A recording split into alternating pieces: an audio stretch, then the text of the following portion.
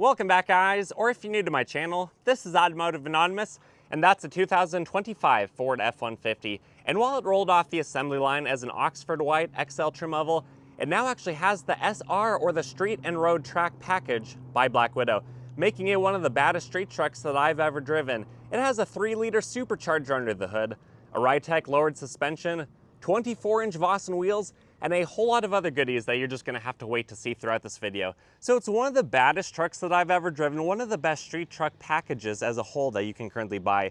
But is it worth over $80,000? Today, we're going to talk about the good, the bad, and the ugly of the Black Widow SR package on the F-150 to help you guys at home decide if it might be the right vehicle for you, or if you should leave it at the lot and look at the other performance car and truck competition.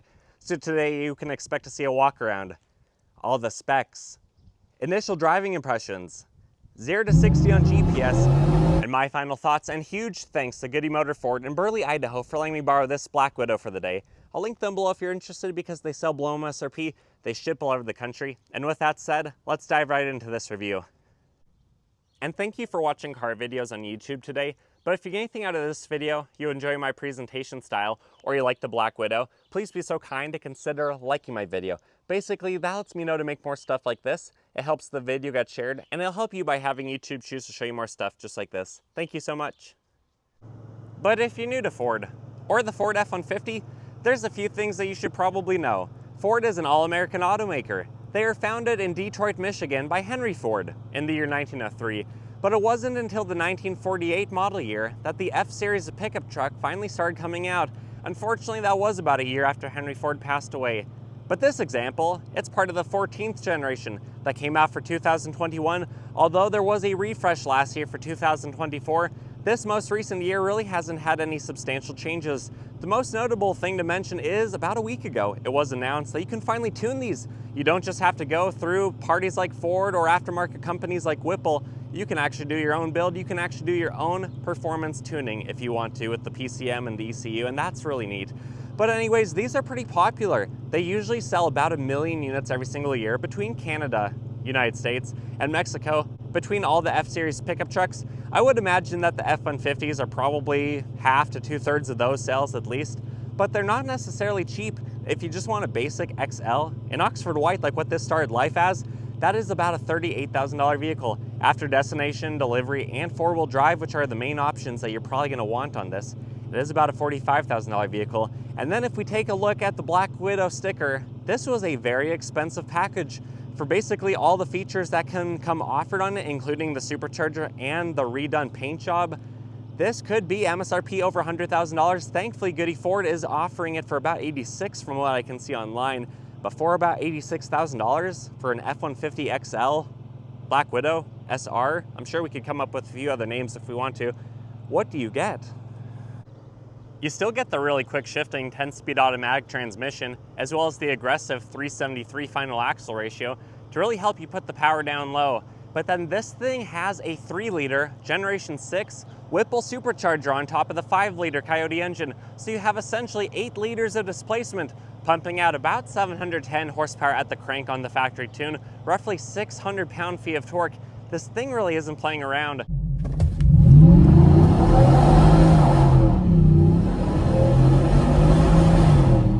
And one of the areas where it really has grown up, really has matured a lot, is due to the fact that these are now a 5-star crash test rated vehicle. They're even a top safety pick, so you have a lot of sensors to help you avoid accidents. You have really bright LED headlights up front, adaptive cruise control, lane keep assist, and blind spot monitoring. Those are features that I am really impressed with. That even the bare bones XL trim level of the F-150 comes with all of that stuff now, and that's pretty cool. But beyond that, you have a lot of Black Widow accents, and I mean a lot. They're on all sides of the vehicle, black and red, basically anywhere you look. But some of the nicer ones on the interior include the door sill, include the all-weather mats, include the leather seats. Man, there are a lot of nice accents, so if you are someone who really values those type of appearance packages, this might be the vehicle for you. And because this is just a regular cab with the standard bed, which is about 6.5 feet long, it's actually pretty easy to park. It drives around town fairly well. It's quite maneuverable, but it's also big enough and heavy enough that it's stable at highway and interstate speeds, and I think the couple inches of drop that this one has really adds to that. Overall, it is about 17.3 feet long. The wheelbase is about 10 feet, part of the reason it is so stable. And then it's about 6.6 feet wide. Because of the drop, it's probably only about 6 feet tall now rather than 6.25 if it wasn't lowered, like this one that I drove a few months ago. And then because it has four-wheel drive, it probably weighs about 4,300 pounds. It can still tow well over 6,000, 7,000, 8,000 pounds, I'm assuming, even with the lowering kit, but you should probably check with Black Widow to be certain on that. And then this one does have a payload capacity of 1,386 pounds, probably still 5 to 6 inches of ground clearance at least. I'm not sure how much of the lift you lose because the frame still looks pretty high off the ground, and you can check out the ground clearance here. And then again, a 373 final axle ratio, and it can do a full circle in about 41 feet. The last couple things to mention out here is the gas door is located on the driver's side. These regular cab F-150s unfortunately only have a 23-gallon tank. The larger cab configurations have a 36, but even when you lock the vehicle, the gas door unfortunately does not lock, so the bums might try to siphon some of your 93 gallons of gas, which, by the way, you can tell that this whole truck has been repainted and there's no white anywhere. It's not a wrap, it's matte black, but it's actual paint. And you can tell that by the inside of the gas door, as well as the inside of the drawer jambs, which you'll see pretty soon. But this package has only lost 1 mpg over the basic XL that it came with. So it's still rated for 16 around town, 24 on the highway. And for a 700 horsepower truck, that is absurd.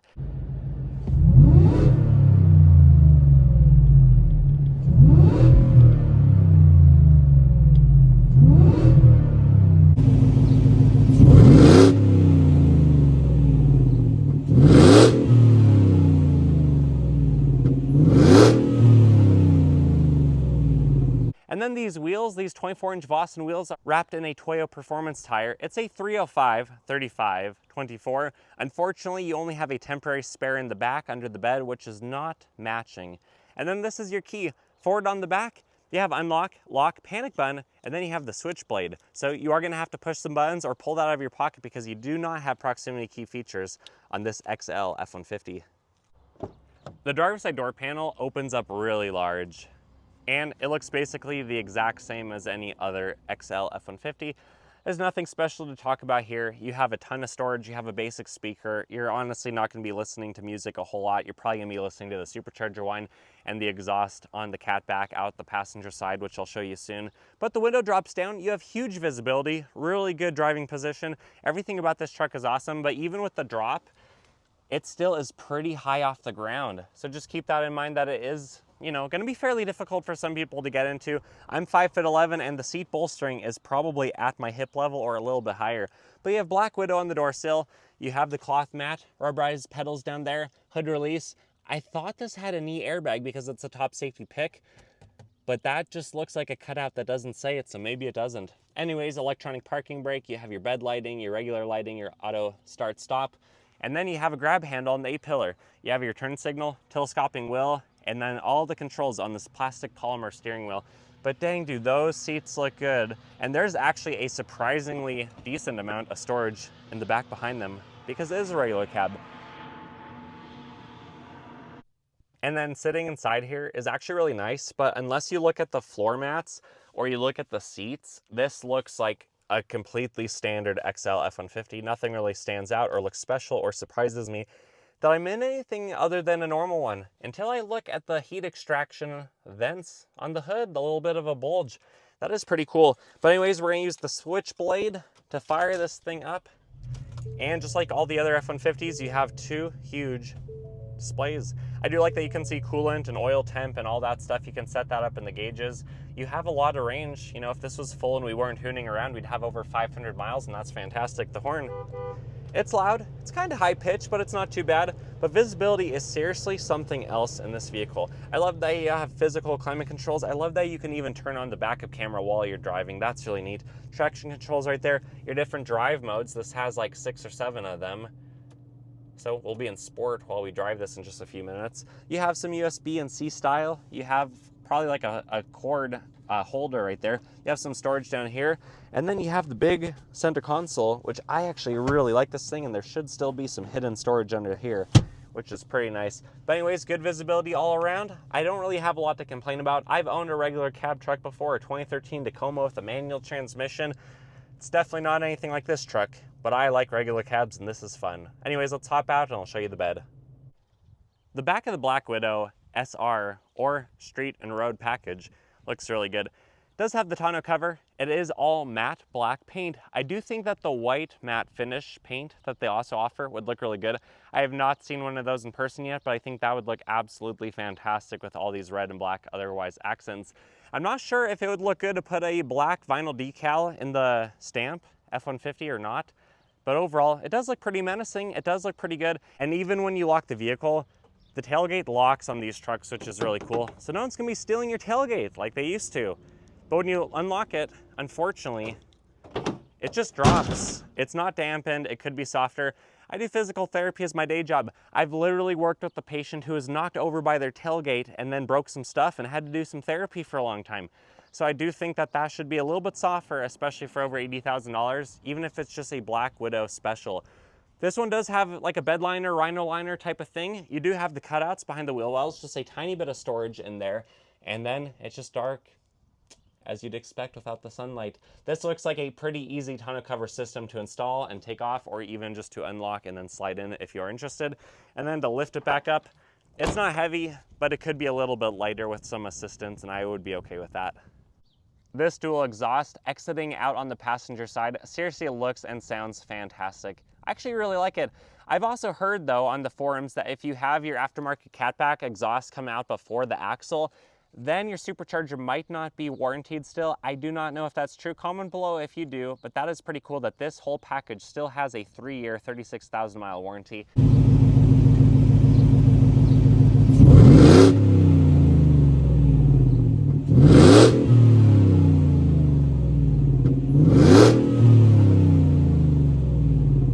Anyways, coming over to the passenger side, there is a little bit of a shine on the matte finish depending on how the light hits it. You can see the aftermarket vent right there. That looks pretty cool. It looks a little bit more three-dimensional than the regular one. And then again, there is the window sticker. $57,000 is what Black Widow thinks their package has MSRP'd for, but the dealer that I'm recommending, they'll sell this to you for way less than $103. Anyways, when you open it up, door panel is huge. I forgot to mention earlier, you also have the red lighting in the footwell. I can't see it during the day. I bet that does look pretty darn cool at night though. And then you still have all the same features, but these are just manual seats. And to the best of my knowledge, I cannot find anywhere where they are heated. But with that said, check out how much storage you actually have above the glove box and the locking one. Looks like the tuner for the Whipple is right there. That is really cool that that isn't included, and that might make aftermarket tuning down the road a little bit easier. So with that said, let's come around to the front. We'll pop the hood in and we'll see what the 3-liter Whipple looks like. Under the hood is the 710 crank horsepower, 600 crank torque, Whipple 3-liter supercharged Coyote.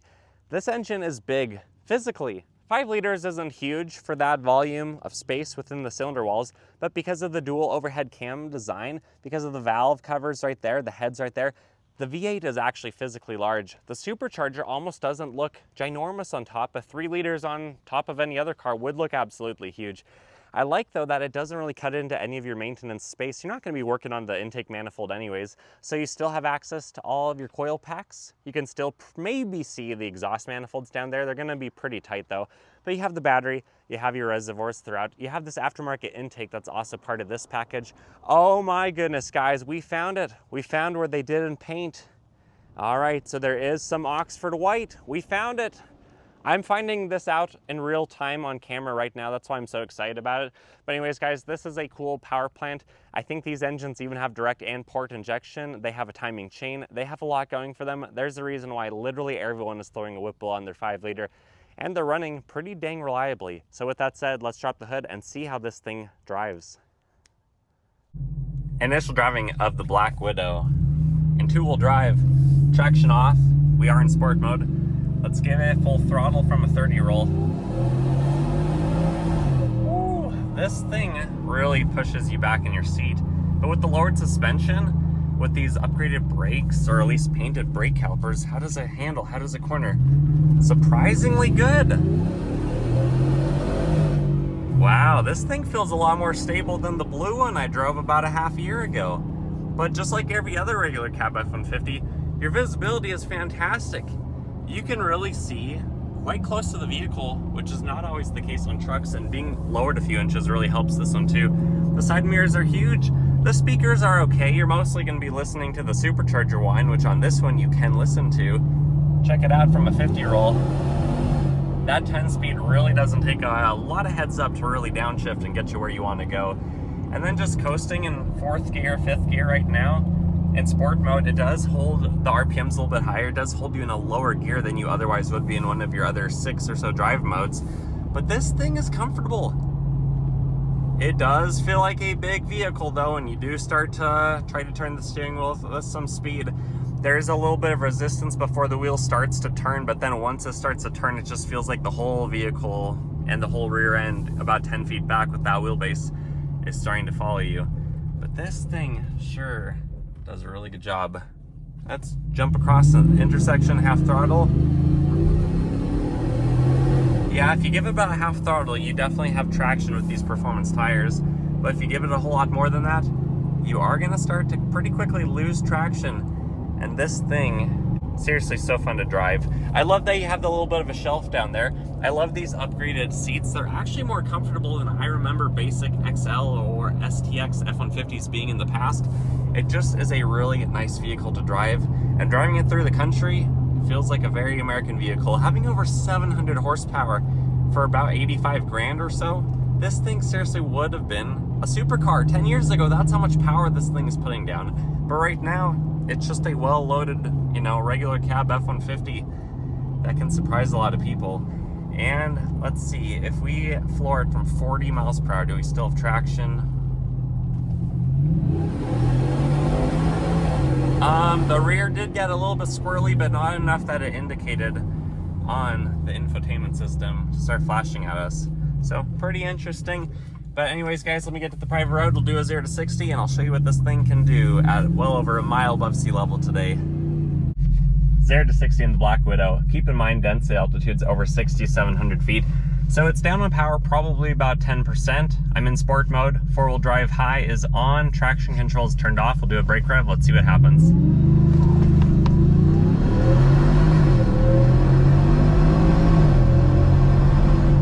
Man, this thing has a lot of power. True 0 to 60 came in at 4.61. Let me try one more attempt and see if we can do a little bit better.